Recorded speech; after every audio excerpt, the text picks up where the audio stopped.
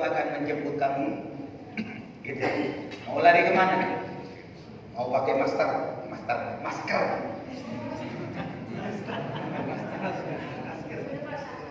Mau pakai masker? Ya waktunya mati. Tapi kita ini jangan terlalu berani, jangan terlalu takut. Kita ini Ahlus Sunnah Jamaah ada di tengah. Ya, kalau terlalu takut kemana-mana, jangan tahlilan kenapa? Nanti kiri kanan corona, gitu.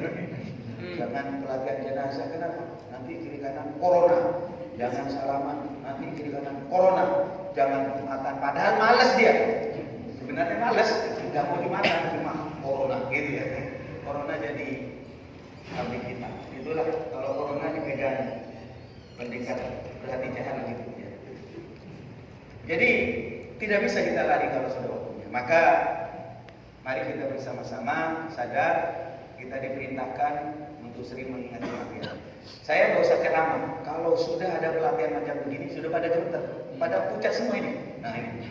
Karena itu saya tawarkan makan nanti gitu. Karena takut kerasukan.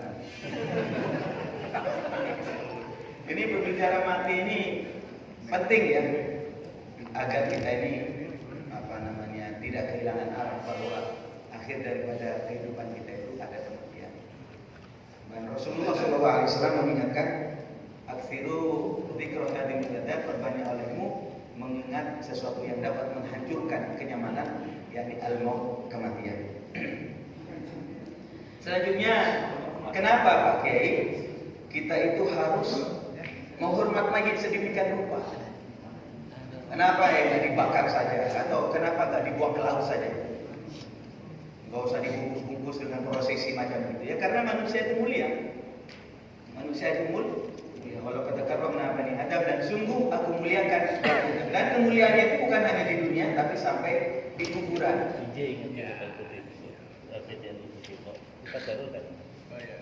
Maka ada prosesi yang saya jelaskan tadi, mulai dari menjelang kematian, setelah kematian, baru 4 hal yang kita kenal dengan fardu kifayah itu, yakni memandikan, menghafali, mensolati dan menguburkan.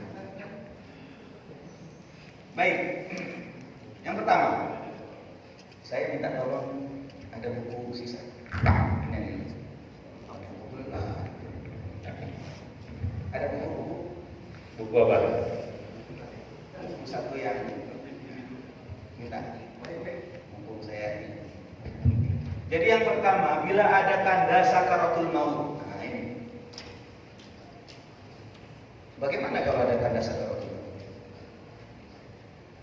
Ketika ruh akan dicabut, maka itulah detik-detik menegangkan. Apabila sudah tampak tanda-tanda kematian, contohnya kedua telapak kakinya sudah melemas, ya, kedua pelipisnya mulai mencekung. Biasanya coba pegang, masih kenceng, berarti masih lama. Maka sudah kalau ada tanda-tanda begitu, ini yang pertama menidurkan pada sisi lambung kanan dengan menghadap kiblat. Mana kiblat di sini? Jadi kira-kira demikian. Mana lambung kanan? Kalau tidur begini, begini, kepala di sana, usahakan miring ke sana, diganjel sama badan. Itu kalau mungkin kan, nggak mungkin di situ tuh ruangannya sempit, kamar dan sebagainya. Ada pilihan yang kedua, kepalanya di sana. Mohon maaf, kepalanya di sini, begini. Kepalanya sebelah sini, kakinya di sana. Itu gunanya untuk memudahkan keluarnya ruh. Paham ya? Gunanya untuk memudahkan keluarnya ruh.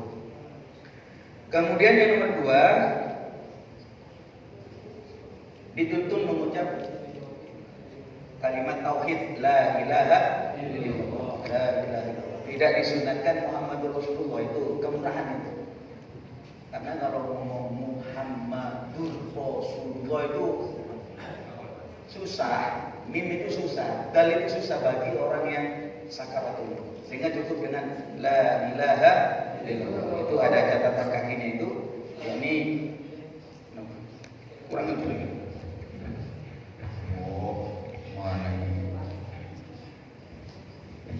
Baik, oh mungkin. Dituntun mengucap kalimat tauhid la ilaha illallah, tidak disunatkan Muhammadur Rasulullah. Jadi dituntun bagaimana ya? Kudunya la ilaha illallah, la ilaha illallah. Nah, kalau si camat ini, maksudnya si calon mayit, kalau si camat ini sudah, maaf, kalau ada camat jangan tersinggung. Kalau si calon mayit ini ngomong Allah atau la ilaha illallah, diam. Sudah, jangan berisik yang lain. Tujuannya apa?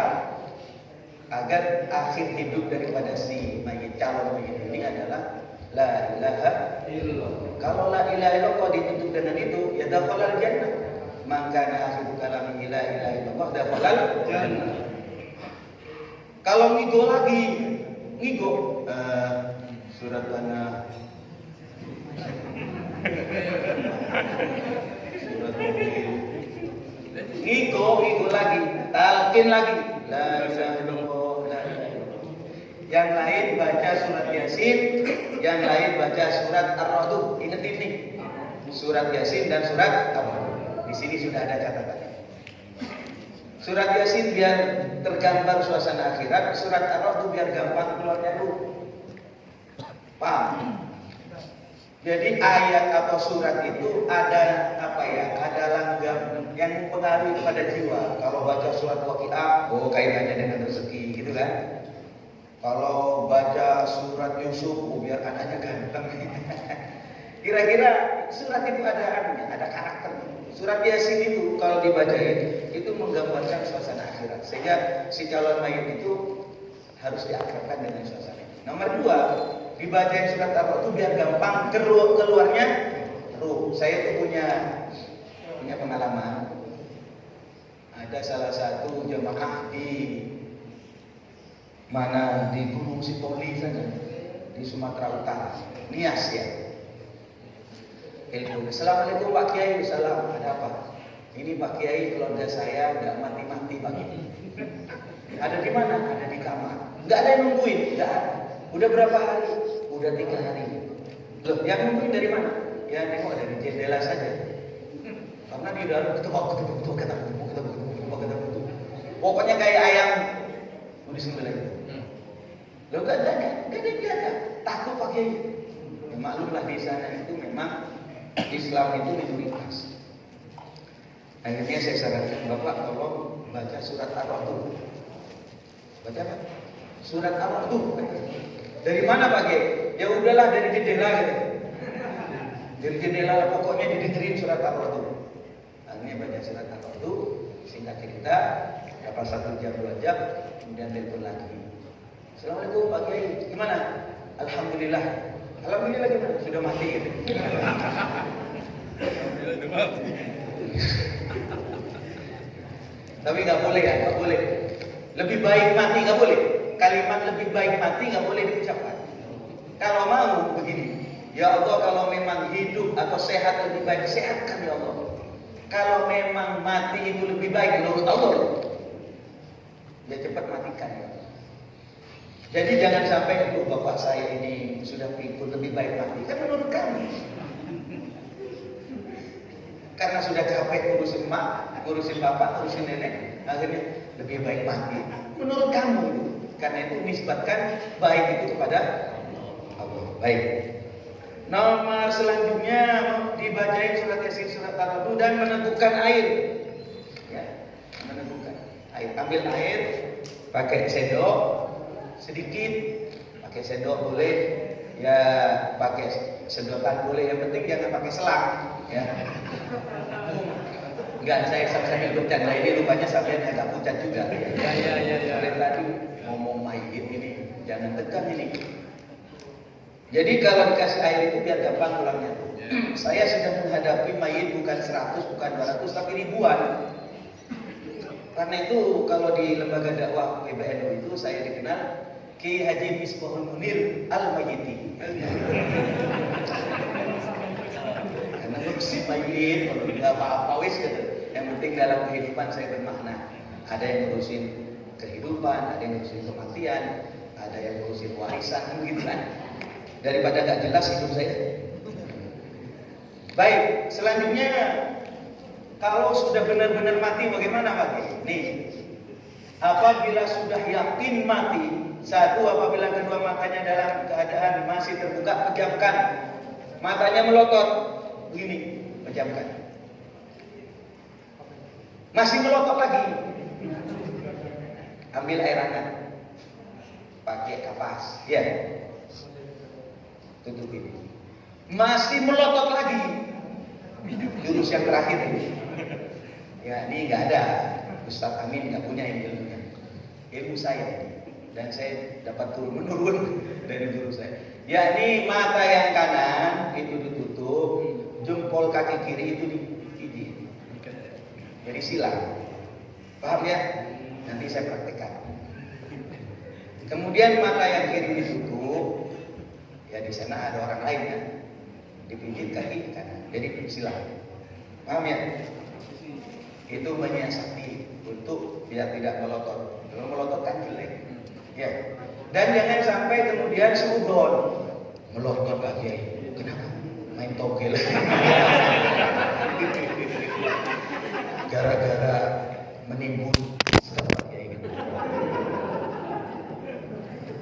Enggak, kalau ada orang melototnya itu kan bisa dibaca ya. Ada melotot ketakutan, ada melotot itu biasa karena memang ketika kita meninggal itu mengikuti ruh itu. Kata siapa? Saya pernah mati? Enggak, kata kita begitu. Nomor 2, bila mulutnya menganga diusahakan jangan sampai terbuka. Karena kalau terbuka cepat bau. Kalau bau diomongin orang nanti. Bau? Enggak sholat dia. Padahal kadang-kadang enggak ada hubungannya dengan sholat. Ustadznya enggak beres gitu. Sampean kan ustadz. Jadi kalau ada orang meninggal, tutup matanya, mulutnya kalau menganga, juga kalau menganga begini kan jelek. Ya, pakai tali yang terhormat, jangan pakai tali rapian, jangan. Tali. Pakai apa ya? Tali yang terhormat carilah, jangan tanya ke saya. Nomor 3, melepaskan tulang persendian atau taliin, baik tangan maupun kaki. Jadi harus ditaliin, taliin begini. Itu ya. Paham? Lihat lagi, nanti kita melihat ya. Saya ada di tengah praktek. Jadi nanti saya ada di tengah sambil mengarim saya daripada melihat. Dilemaskan. Jadi kalau sampean jadi kiai ustaz, jangan hanya merokok di luar. Ada yang meninggal. Mana yang meninggal? Oh ya, bukan. Kalau menganga tutup, kalau melotot, ya, lakukan tindakan-tindakan itu. Kemudian dilemesin kakinya. Apa tujuannya? Kalau memandikan itu biar nggak kaku. Saya itu sudah berulang-ulang melihat di rumah sakit Cipto. Di situ tuh tiap jam bahkan tiap menit itu datang lagi. Ada kadang-kadang nggak keurus sampai setengah jam, sampai 2 jam, sampai setengah hari, matinya begini. Kira-kira ditutup kafan sambil begini. Dokter kebanyakan pasien kan, begini kan.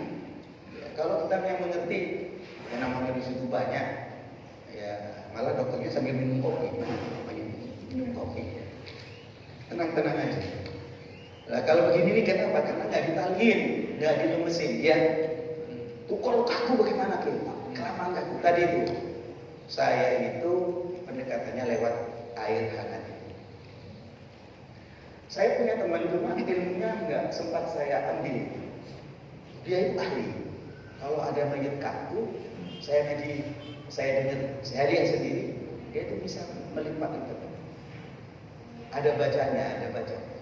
Lah, saya akhirnya baru saya samperin ke rumahnya, saya janjian, nggak lama kemudian mati duluan kawan saya. Kan jadi ilmunya nggak nular kan tadi. Akhirnya saya coba punya ilmu pakai yang itu, pakai air hangat. Kemudian lepaskan semua pakaian. Ini pakaian ini orang Madura ini.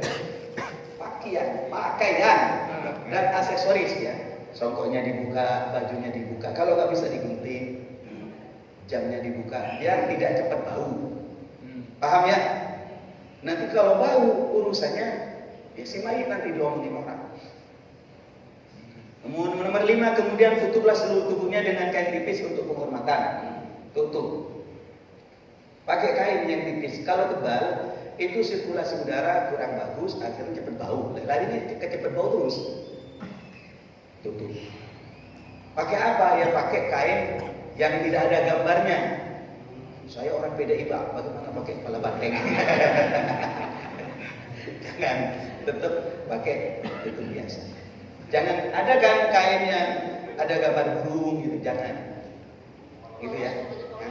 Yang kolot yang batik-batik biasa itu. Biasa.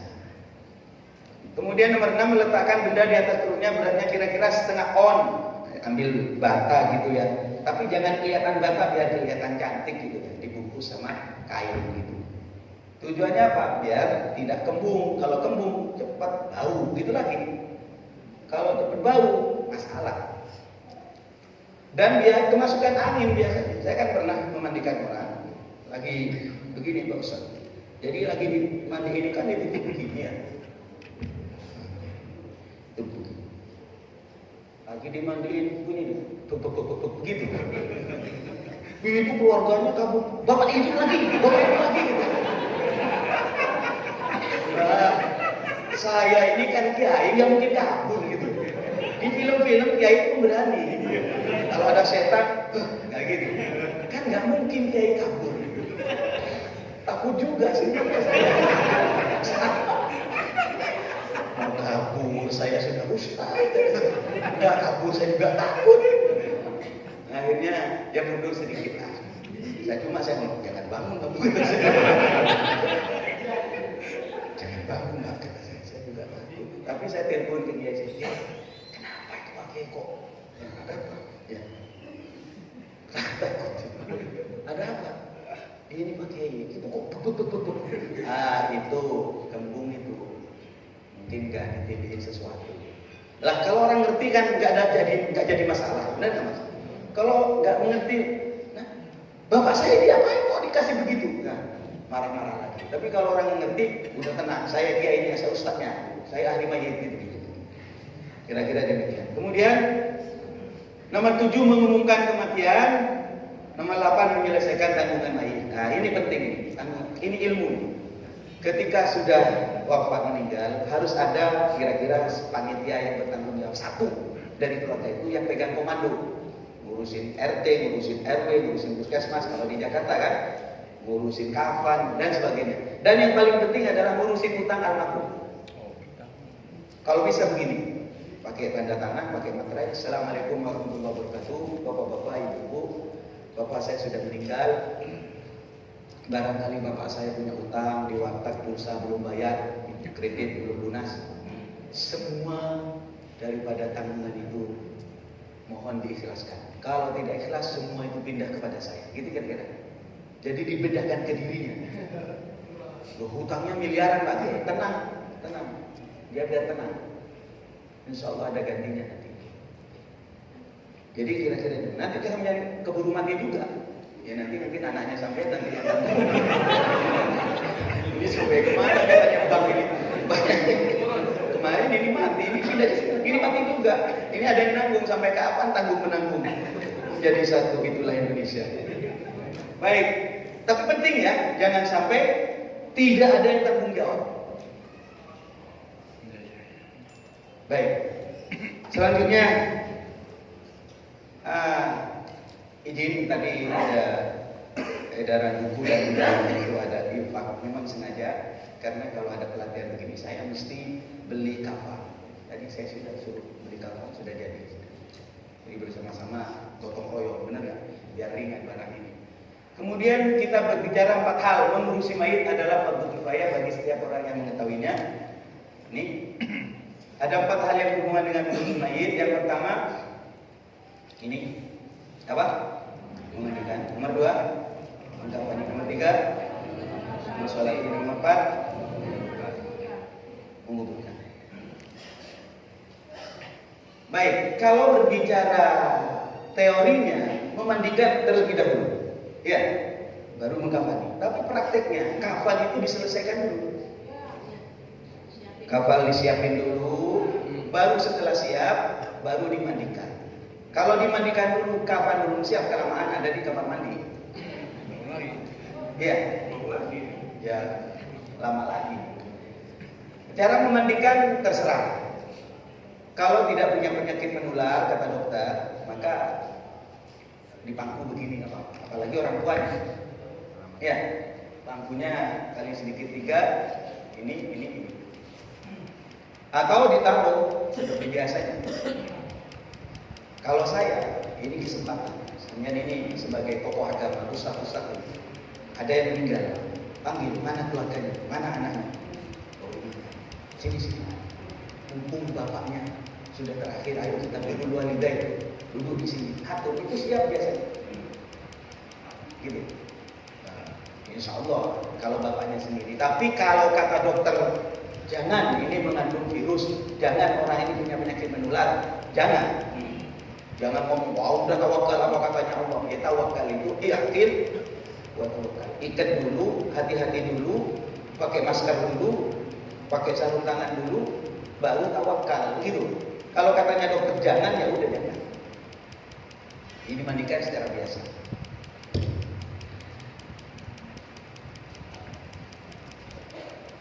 Sudah datang kapan?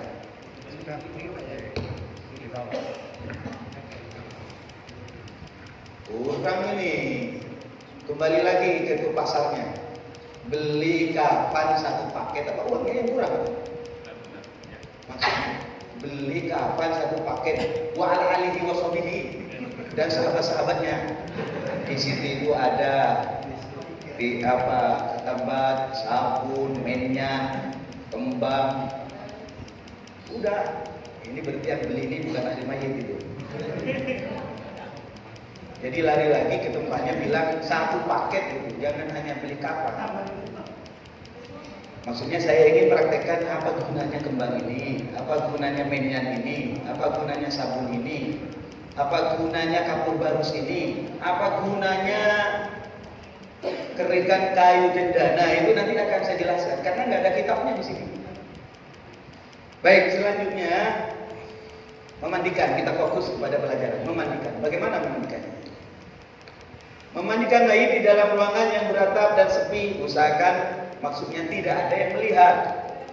Hanya orang yang memandikan membantunya dan wali mayit. Tujuannya biar ya sama halnya dengan kalau bapak mandi misalnya. Kalau ada yang melihat kan malu, benar? Kira-kira begitu. Memperlakukan mayit itu sebagaimana orang hidup. Kalau kita mandi kemudian banyak yang melihat kan malu. Kadang-kadang ada orang yang udah dipegangin, ini pegangin juga, ini pegangin, sambil ngintip semua. Apa gunanya itu? Ya, banyak saya perhatikan pegang kain, kemudian dipegang, ini pegang, semua pada melihat itu. Kan maksudnya ditutup itu tidak ada yang melihat, tidak ada ngintip. Kemudian kenakan badannya pakaian yang jelek atau transparan seperti ini. Selanjutnya, barikan di tempat yang tinggi seperti amben dipan supaya tidak terkena percikan air dengan posisi menghadap kiblat dan bagian kepala agak tinggi supaya air basah mudah turun. Apalagi kalau tempatnya itu seperti ada tempat memandikan itu, tentu harus ditinggikan dan turunnya ke bawah. Selanjutnya ini menggunakan air tawar yang dingin supaya awet. Maksudnya air biasa. Kecuali sangat dingin atau ada kotoran yang sulit dihilangkan maka boleh memakai air hangat. Maksudnya saya bilang kalimat dingin itu air biasa gitu, ya air biasa. Kecuali memang ada yang harus dihilangkan dengan pakai air hangat. Biasanya begini ya, biar panjenengan sampean itu enggak pusing mikirin gimana cara mandi. Begini saja. Ujung kepala sampai ujung kaki disiram gitu saja. Udah gitu, selesai. Ujung kepala sampai ujung kaki. Bagaimana sekiranya sampai air? Kalau kira-kira di sini ada bekas perban atau plaster, ini harus dibersihkan. Sekiranya air sampai ke sini, kecuali tato. Kalau tato enggak. Tato itu bukan berarti boleh pakai tato ya. Maksudnya orang yang pakai tato itu kan sudah tatonya itu di bawah kulit itu, sehingga tidak menjadi hail, menjadi penghalang antara air dengan kulit kalau tato. Tapi kalau misalnya cat, ya dibersihkan. Mohon maaf, namanya mayit Satu dengan yang lain kan beda-beda. Bapak-bapak mohon jangan bikin ribet saya. Nanti jangan nanya bagaimana mayit kalau mayitnya copot camping pakai kupingnya lepasin. Udah jangan nanya itu. Saya ngomong mayit yang normal ya. Biar gak kemana-mana ngomong saya. Jadi kalau nanti ada bab khusus. Sekarang fokus kepada pelatihan mayit yang normal. Selanjutnya, keluarkan semua kotoran yang ada di dalam perut. Selanjutnya bila sudah selesai maka sunnah diwudukan. Wa wudu an hadal mayit, kalau laki, kalau perempuan hadal mayit. Enggak hafal pakai Indonesia enggak apa-apa. Ya saya diniatin yang ngomong niat itu yang memandikan. Selanjutnya disunatkan ketika mau memandikan nawaitu ada al-ghusli an hadal mayit hadhil mayitati lillahi ta'ala. Jadi begini. Sampai biar selesai lah, nanti waktunya terbatas. Yang ini terakhir ini. Gunakan air yang sudah dicampur sedikit kapur baru yang sekiranya tidak berbair, basuhlah seluruh anggota badannya. Ini terakhir. Biar singkat karena materinya banyak. Begini. Sudah fokus ke saya? Kalau ada mayit, bersihkan dulu. Udah bersih? Sudah nyampe bersih. Sudah bersih pakai. Udah. Setelah bersih baru nawaitul wudu'a. Wudhu dulu. Kok wudhu dulu? Ya, memang begitu kan? Kalau kita mandi dulu, kita sunat wudhu. Bukan. Nawaitul wudhu. Setelah wudhu, ya wudhu seperti biasa. Setelah wudhu, mandi nawaitul. Paham?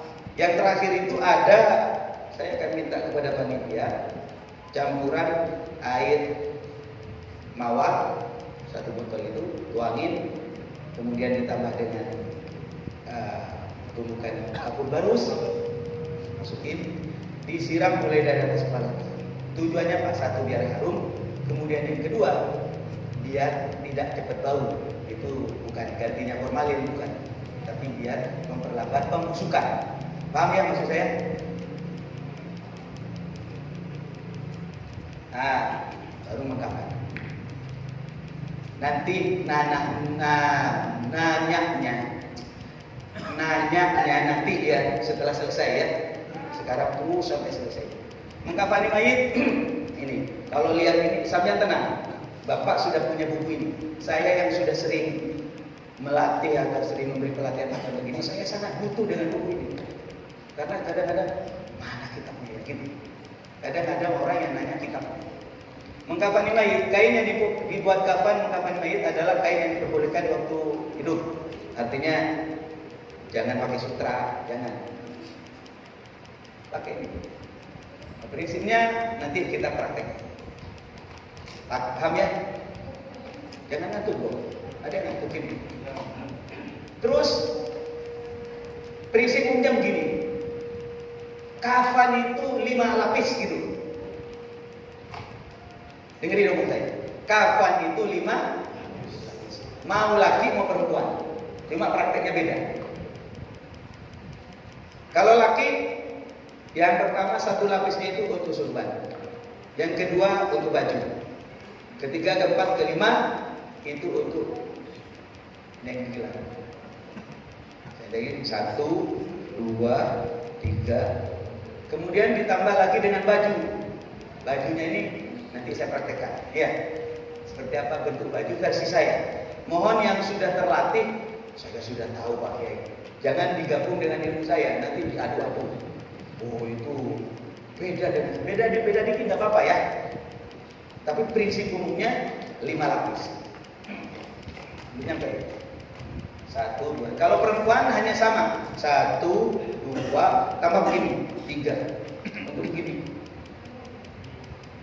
Kemudian baju, kemudian kerudung sama. Dan ini saya loncat materi ini karena lebih kuat kepada praktek. Bahannya sudah saya siapkan.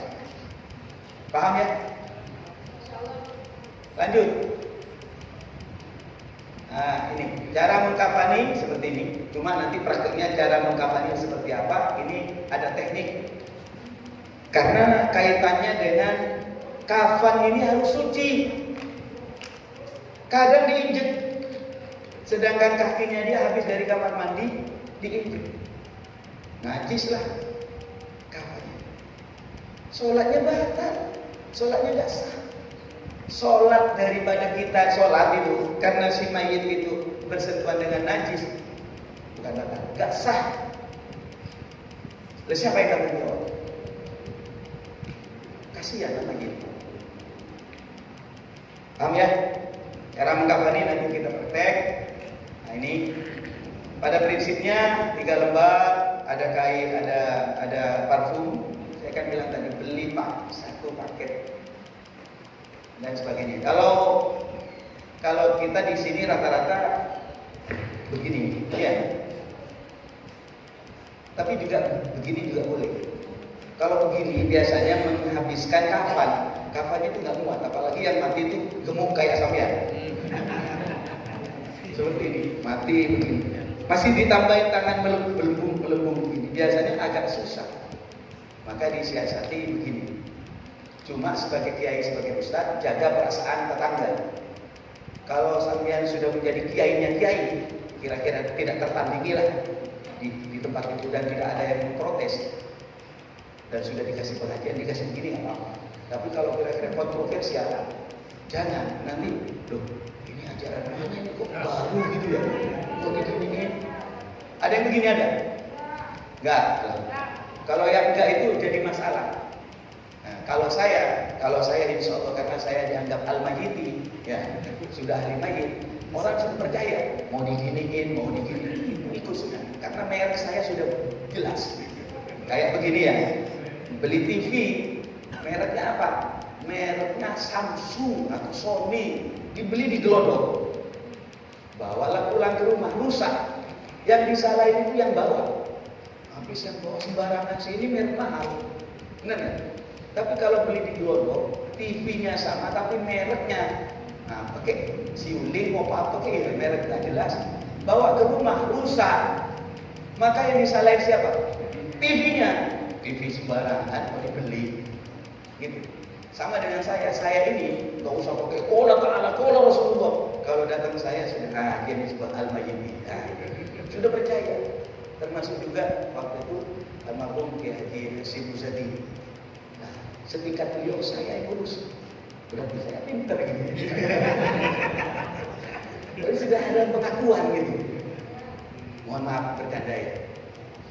Baik, masalah kafan nanti kita praktekkan ya.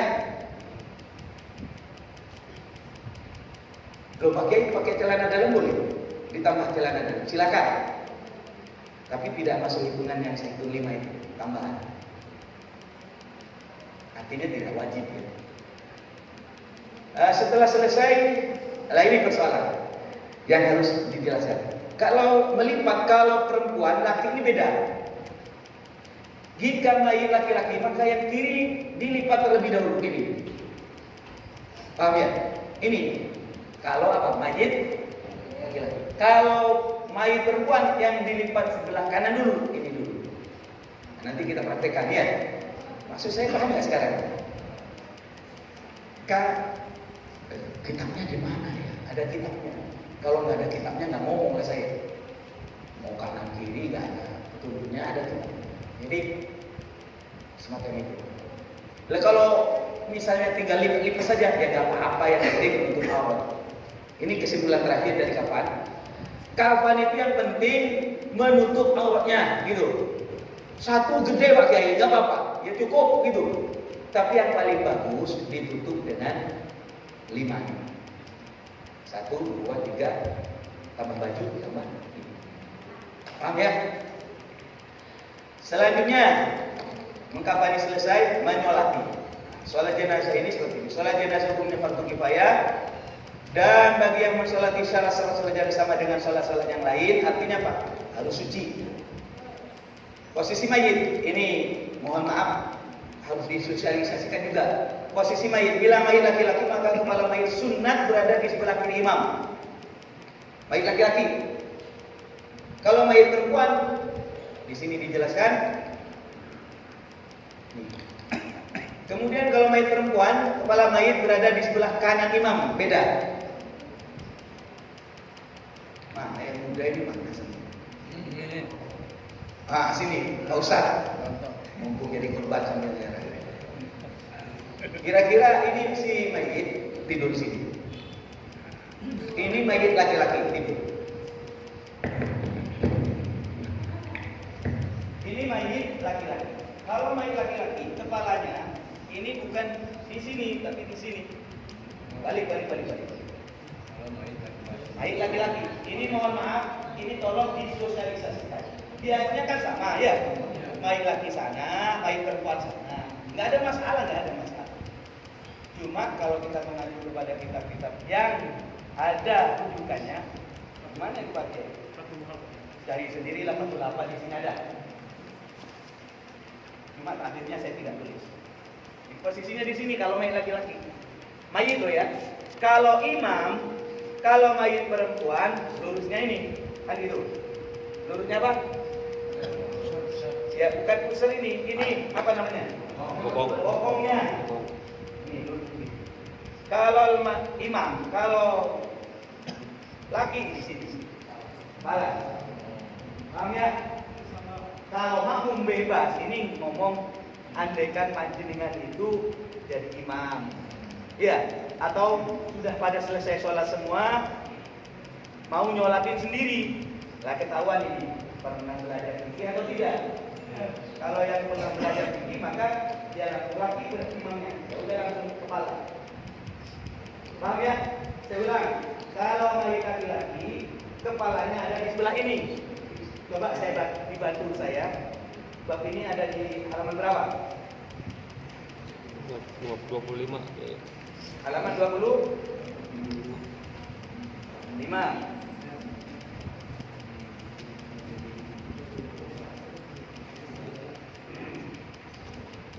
Halaman 31.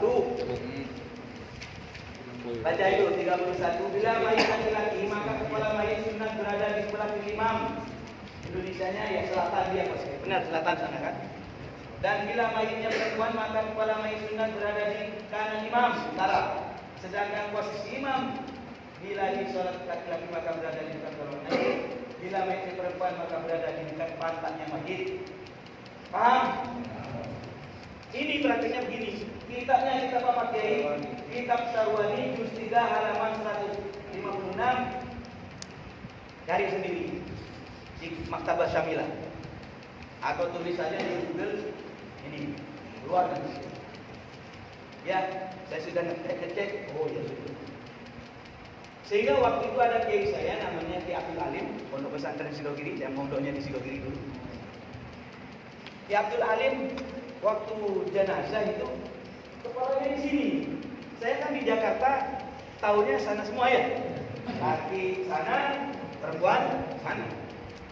Loh ini kok kiai taruh kepalanya di sini. Saya kan datang dari Jakarta mau sholat, yang tahu sudah selesai sholat semua saya sendiri. Dalam hati saya, ini apa salah apa enggak gitu ya? Masa kiai saya salah, masa pondok-pondok ini nggak ngerti gitu? Pondok Sidogiri salah kata saya.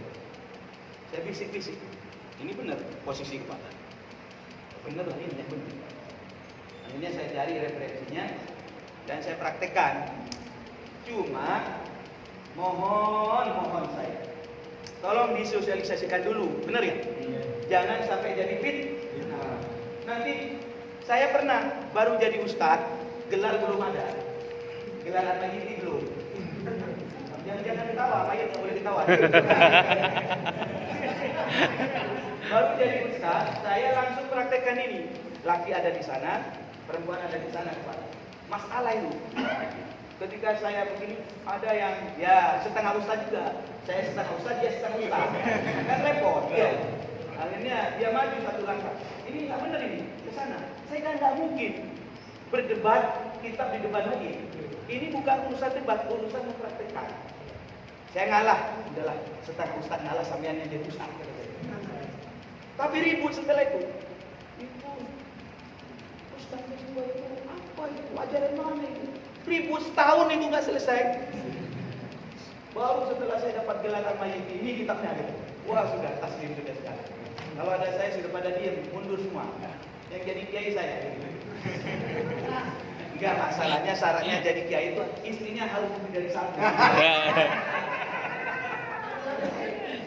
Mohon maaf Bu, jangan tersinggung. Enggak ada itu. Cuma cerita saja. Bangun Pak Ustaz. Yang terakhir itu enggak enak ke hati. Lanjut ya. Nah, ini posisi main perempuan ini.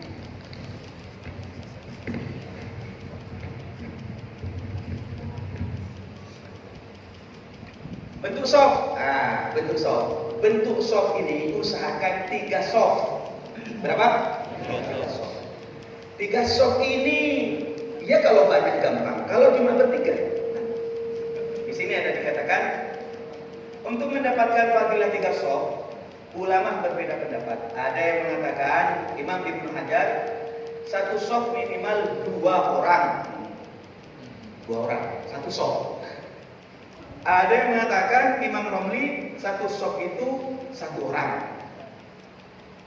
Jadi mohon maaf apabila kita praktekkan, misalnya Bapak berdiri, Bapaknya berdiri, sampean kan mayit sekarang jadi, ya 2 orang, lagi 2 orang, ini, gitu. Ini yang dimaksud dengan 3 soft. Ya, kalau jemaahnya banyak, saya nggak ngomong. Ini menyiasati misalnya yang mau sholat cuma 6 orang. Ya begini. Bapak-bapak, mari kita bikin 3 soft. Begitu. Sampean jadi kiai, jadi ustaz, harus ngomong.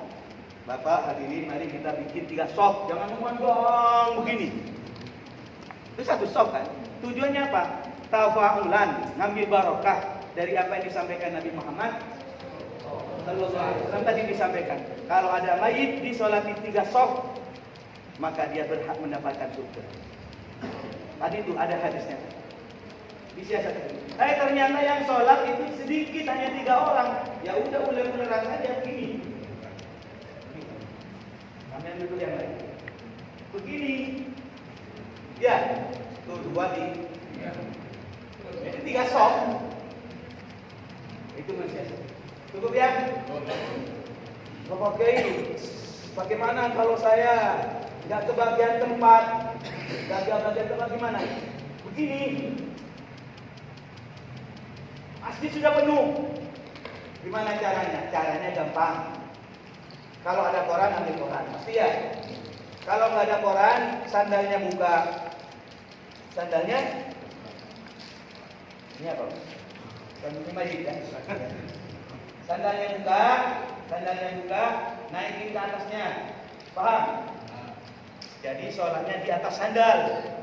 Namanya tidak hamlun najasa. Tapi kalau pakai sandal, namanya hamlun najasa. Bawa najis namanya. Tapi kalau sepatunya dibuka, kemudian sepatunya diinjek dari atas, Allahu Akbar. Benar nggak? Kan nggak ada sujud, nggak ada ruku. Kalau ada sholat, ada sujud, ada ruku, itu namanya ustaznya lagi konslet ya. Ya ada teman saya itu, sholat pakai ruku, pakai sujud, bener ada ya. Tapi namanya ustaz gak mau kalah. Sebenarnya kok pakai sujud kata saya, pakai ruku.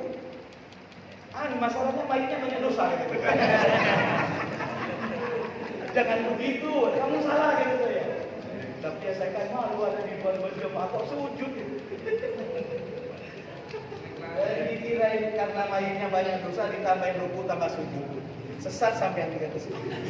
Kalau sesama ustaz saya maklumi, tapi jemaah itu kasihan gitu. Dah, lanjutlah.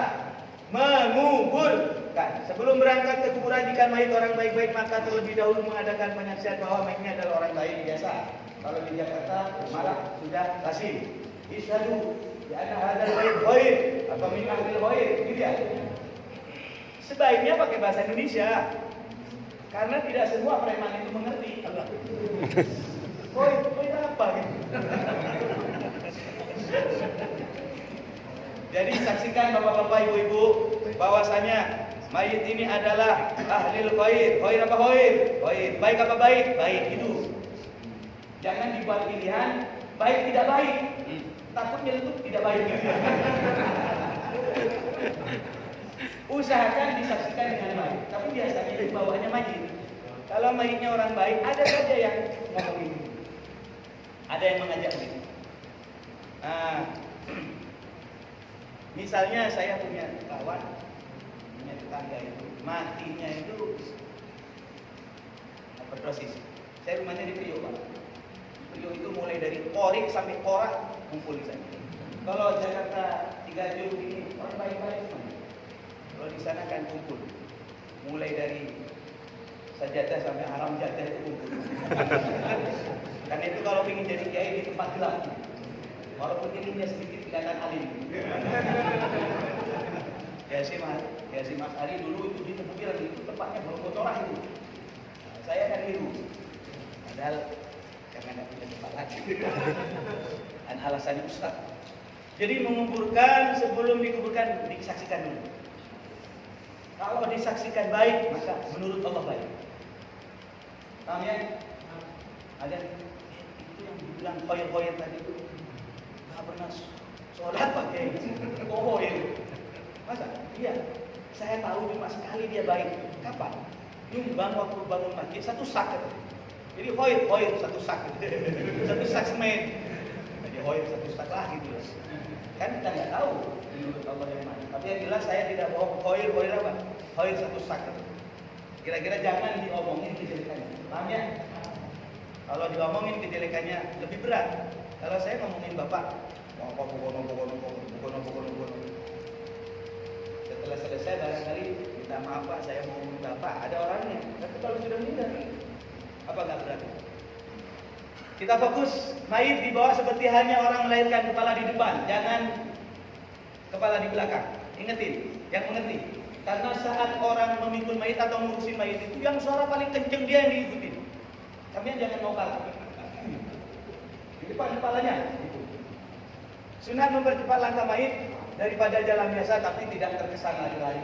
Dan pesan saya, mumpung saya ingat, kalau nganterin mayit di sini mungkin agak jauh kuburannya kalau di sini. Kalau di Tanjung Priok itu pilihannya ada di Cilincing, di Budi Dharma, jauh. Orang Pademangan, orang Tanjung Priok, orang semuanya itu, orang Koja semuanya dikuburkan di lapangan yang besar itu namanya Budi Dharma. Membawa mayit itu bawaannya biasanya dari mayit biasanya. Kalau mayitnya orang baik-baik, bawaannya itu tenang.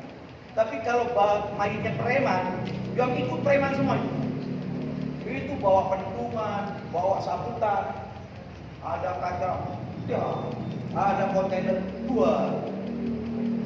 Astagfirullah. Apa nggak memberatkan mayit ya? Tolong tujuannya kita nganterin itu adalah untuk mengingat kematian, tujuannya begitu, bukan untuk komfort. Ingetin, mumpung sampean jadi ustaz. Ya, assalamualaikum warahmatullahi wabarakatuh. Tolong bapak-bapak nanti mengantarkan mayit sampai ke kuburan dengan khidmat gitu. Yang ini ya ikut, yang ikut itu kan tukang bawa bendera itu yang ngamuk-ngamuk itu. Tapi biasanya bawanya. Selanjutnya hukum mengantar jenazah ke kuburan bagi laki-laki sunat, bagi perempuan makruh. Ada yang bilang begitu.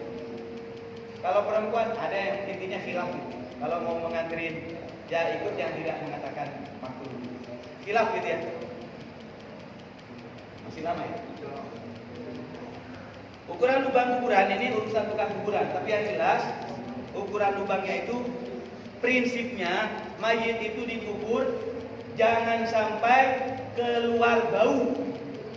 Prinsipnya itu. Kemudian yang kedua, tidak dimakan binatang buas.